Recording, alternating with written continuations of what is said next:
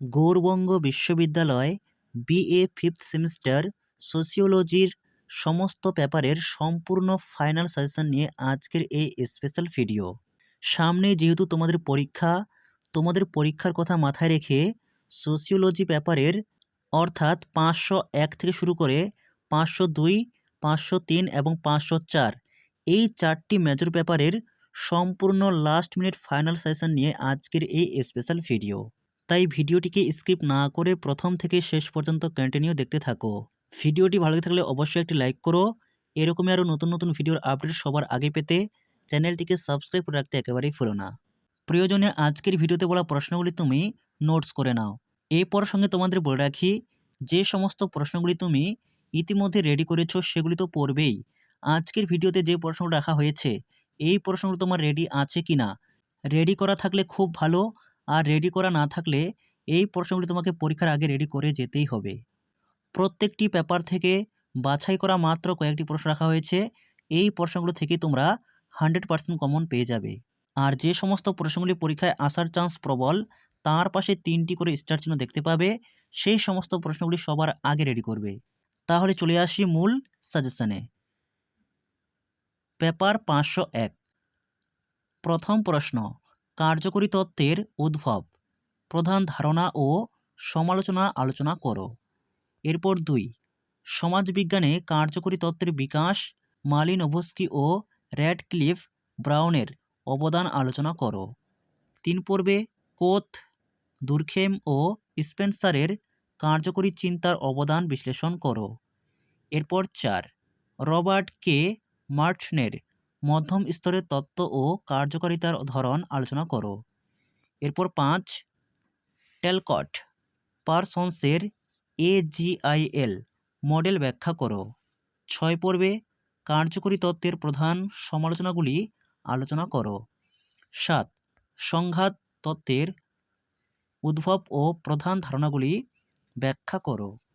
এরপর 8, কার্ল মার্কসের ঐতিহাসিক বস্তুবাদ ও শ্রেণী সংগ্রামের ধারণা আলোচনা করো, খুবই গুরুত্বপূর্ণ। 9 পর্বে সংঘাত তত্ত্বে কার্ল মার্কসের অবদান ও তার সমালোচনা লেখো। 10 পর্বে রাল্ফ ডাহারেনডর্ফের সংঘাতের কারণ সংক্রান্ত তত্ত্ব আলোচনা করো। এরপর 11, ইন্ডাস্ট্রিয়াল কনফ্লিক্ট অ্যাপ্রোচ বা ICA কি, এর মূল ধারণাগুলি লেখো। এরপর 12, লুইস কোজারের কার্যকরী সংঘাত তত্ত্ব ব্যাখ্যা করো। 13 পর্বে কার্যকরী তত্ত্ব ও সংঘাত তত্ত্বের মধ্যে পার্থক্য লেখো। এরপর 14, কার্যকরী তত্ত্বে সমাজকে কিভাবে একটি ব্যবস্থা হিসেবে দেখা হয় ব্যাখ্যা করো। 15, কার্যকরী তত্ত্বে সংহতি ও সমন্বয়ের ধারণা ব্যাখ্যা করো। এই পেপার থেকে লাস্ট 16, কার্যকরী তত্ত্বের নৃতাত্ত্বিক ও সমাজতাত্ত্বিক ঐতিহ্য আলোচনা করো। এরপর পেপার 502, এখান থেকে পড়বে 1, এক্সচেঞ্জ পার্সপেক্টিভের উদ্ভব, প্রধান ধারণা ও সমালোচনা আলোচনা করো। 2, জর্জ হোমেন্সের এক্সচেঞ্জ তত্ত্বে অবদান ও সমালোচনা লেখো। 3, পিটার ব্লয়ের এক্সচেঞ্জ তত্ত্ব ব্যাখ্যা করো ও এর সমালোচনা করো। 4, প্রতীকী আন্তঃক্রিয়াবাদ এর উদ্ভব ও মূল ধারণাগুলি আলোচনা করো। 5 পর্বে জর্জ হারবার্ট মিডের মাইন্ড, সেলফ অ্যান্ড সোসাইটি ধারণা ব্যাখ্যা করো। 6, মিডের আই এবং মি এর ধারণা আলোচনা করো। 7 পর্বে হারবার্ট বুলুমারের প্রতীকী আন্তঃক্রিয়াবাদে অবদান আলোচনা করো। 8, প্রতীকী আন্তঃক্রিয়াবাদের প্রধান সমালোচনাগুলি লেখো। 9 পর্বে এক্সচেঞ্জ তত্ত্বের প্রধান শক্তি ও ধারণাগুলি আলোচনা করো। এরপর 10, এক্সচেঞ্জ তত্ত্ব ও প্রতীকী আন্তঃক্রিয়াবাদের মধ্যে পার্থক্য লেখো। 11 পর্বে সমাজবিজ্ঞানে মাইক্রো স্তরের তত্ত্ব হিসেবে এক্সচেঞ্জ ও প্রতীকী আন্তঃক্রিয়াবাদের গুরুত্ব আলোচনা করো। এরপর 12, এক্সচেঞ্জ তত্ত্বে সামাজিক সম্পর্ক কিভাবে ব্যাখ্যা করা হয়। 13 পর্বে প্রতীকী আন্তঃক্রিয়াবাদে প্রতীকের ভূমিকা আলোচনা করো। আজকের ভিডিওটি তোমার যদি ভালো লেগে থাকে অবশ্যই একটি লাইক করে দিও।